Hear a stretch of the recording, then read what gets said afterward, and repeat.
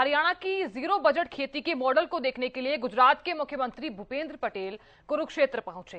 इस दौरान उनके साथ हरियाणा के मुख्यमंत्री मनोहर लाल, कृषि मंत्री जेपी दलाल और बिजली मंत्री रणजीत चौटाला मौजूद रही। सभी गुरुकुल जाकर जीरो बजट खेती को लेकर आयोजित होने वाली समीक्षा बैठक में भाग लेने पहुंचे। इसके साथ ही गुरुकुल में ही 200 एकड़ में की जा रही प्राकृतिक खेती का भी अवलोकन किया गया। हालांकि सीएम मनोहर लाल को गुरुग्राम जाना था, इसीलिए प्राकृतिक खेती फार्म में नहीं जा सके सीएम। बता दें कि कुरुक्षेत्र दौरे से पहले गुजरात के मुख्यमंत्री हरियाणा के प्राकृतिक खेती के मॉडल की जमकर तारीफ कर चुके हैं। उन्होंने हरियाणा के जीरो बजट खेती के मॉडल को अपनाने की भी बात कही है। देखिए, दो तस्वीरें आप तक हम साझा कर रही हैं। गुरुकुल पहुंचे गुजरात के सीएम भूपेंद्र पटेल और दूसरी तस्वीर में देखिए आप प्राकृतिक खेती कार्यालय में सीएम मनोहर लाल। और ये जो दो तस्वीरें आप तक हम साझा कर रहे हैं, तो हरियाणा के प्राकृतिक खेती के मॉडल की जो तारीफ है वो यहां पर देखने को मिली। हरियाणा के लिए सौभाग्य है कि महामहिम राज्यपाल आचार्य देवव्रत जी, जिन्होंने देश के अंदर प्राकृतिक कृषि का बीड़ा उठा करके किसानों की आमदनी बढ़ाने का, कृषि को बचाने का और हमारे प्रधानमंत्री जी ने जो लक्ष्य दिया है उसका पूरा करने के लिए समर्पण भाव से जो काम कर रहे हैं।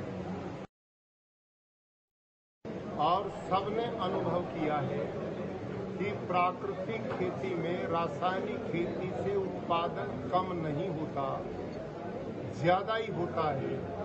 जमीन की उर्वरा शक्ति बढ़ती है, किसान की लागत शून्य हो जाती है, पर्यावरण बचता है, पानी का संरक्षण होता है। ये देसी गाय पर आधारित होने के कारण गाय का संरक्षण होता है और इसका आहार लेकर लोग स्वस्थ बनते हैं, किसान की आय बढ़ जाती है।